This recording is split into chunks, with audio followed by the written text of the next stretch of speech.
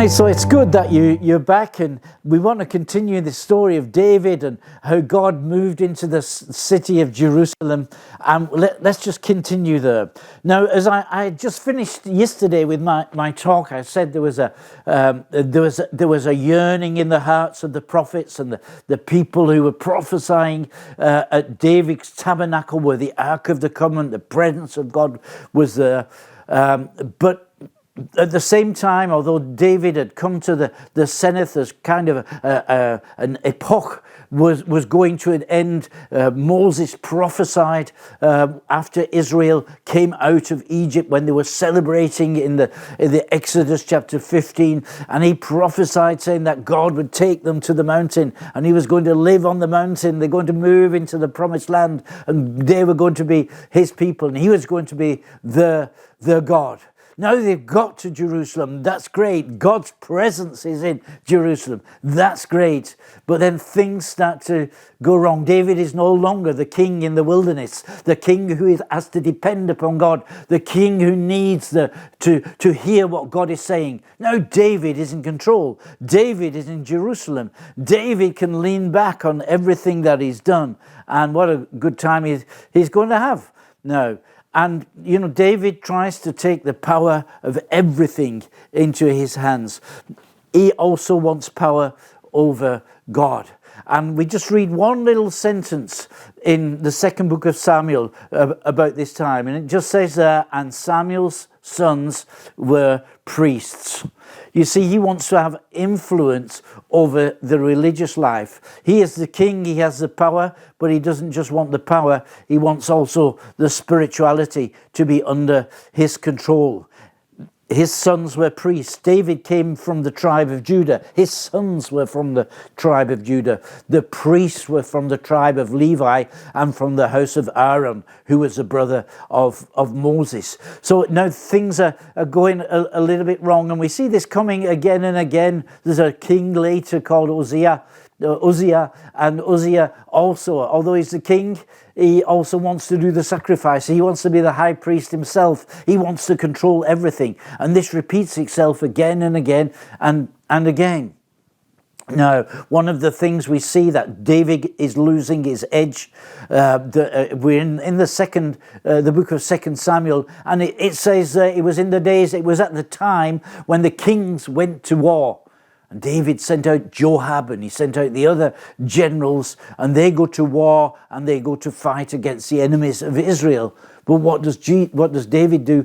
David stays in Jerusalem, and David is bored there. And so he goes onto the top of his house. He's on the roof of his house and he's looking out and he sees a young woman who's washing herself. And lust develops in his heart, and he decides he's going to have this woman. So he starts an affair with her. She gets pregnant, and the whole thing is going to be public. And David starts to scheme and so on. He tries to make it look like that child is from the husband, but the husband is so dedicated to David that he doesn't have any relationship with his wife at that time. So David has the husband killed. And what a terrible thing he's got. And it looks like this is the perfect crime, the perfect murder, the perfect affair. Everything is covered up.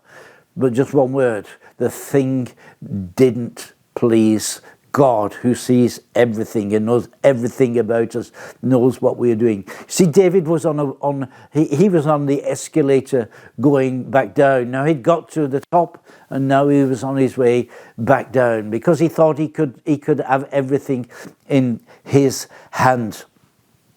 Now, of course, we probably know the story that God sends a prophet to him called Nathan. He exposes David. David is terribly sorry. He finds his way back to God. He's still a man after God's own heart. God forgives him and reinstates him and blesses it keeps on just blessing him. But there's something there. There's something probably in the heart of man that we want control. Under King Solomon, it's the same. And he builds the temple, and then God moves into the temple, and they have another wonderful time where the presence of God and the glory of God reveals itself in the nation. And this should have been a time when they really get behind God. But Solomon, he's not really interested. He starts to consolidate his power. He builds one temple after another. The country is very rich, but he uses slave labor. What Pharaoh did to Israel, Solomon begins to do to other people, and also his own people as well. He doesn't pay them. He treats them badly, and he begins to believe his own advertising. He thinks he is really great. He marries a daughter of the king of Egypt, and she has some influence over him. The political alliances that he's making, he's now depending on the nations to be his allies instead of being a king under God. He wants to control everything. And his son Rehoboam, he loses the kingdom again. It splits into two. He starts to, when the prophets come to tell him what to do, he kills the prophets. And later Jesus would say about Jerusalem, he would weep over Jerusalem and say, Jerusalem, Jerusalem, who kills the prophets and stones the one who has sent to you. See, there's something in the heart of man that will always rebel against God. Even though God is living in the city, God has got to be subject to that what we want. The story develops, and of course Babylon comes against Judah and against Jerusalem, and the temple is destroyed. The people are taken captive. They're allowed to come back. They rebuild the temple, but God doesn't really move back into the temple again. The story develops. We come to the end of the Old Testament, and in the period between the Old and New Testament, there's a family called the Maccabeans who are also priests. They free Israel, or what's left of Israel, from foreign domination, and they come on into power, and they are also both the kings and the priests, and the priests, and things don't go well. The Romans come, and then we come to the time of Jesus, born in Bethlehem, like David. David was born in Bethlehem. Jesus was born in Bethlehem. David died in Jerusalem. Jesus would die in Jerusalem as well. Jesus, who weeps over Jerusalem, says, Jerusalem, Jerusalem, who kills the prophets and stones those who are sent to you. He is very burdened for this city. He is very burdened for the people of Israel, very burdened for Israel itself. But they crucify Jesus, and short time later the temple is completely destroyed.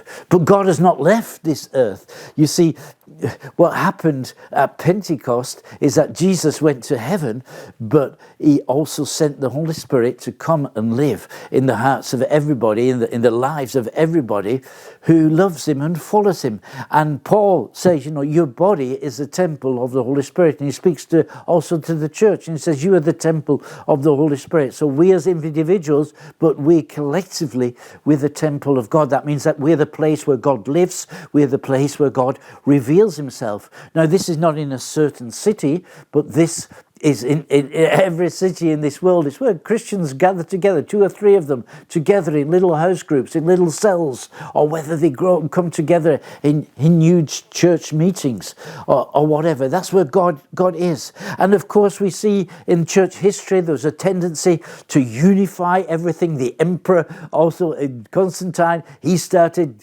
getting mixed up in church affairs, bringing worldly power into the church system and just corrupting it. And as we've been able to break free from that in later years, the same things happen again. And even today, we have some presidents of some countries who say that they're Christians, they're following Jesus, but they want to have political influence in spiritual matters, and this is not very good. We need to go to Bethlehem.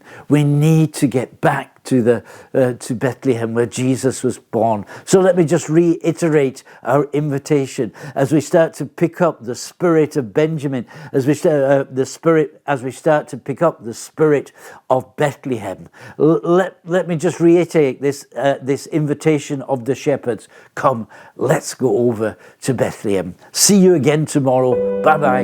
You're Bob Hatton.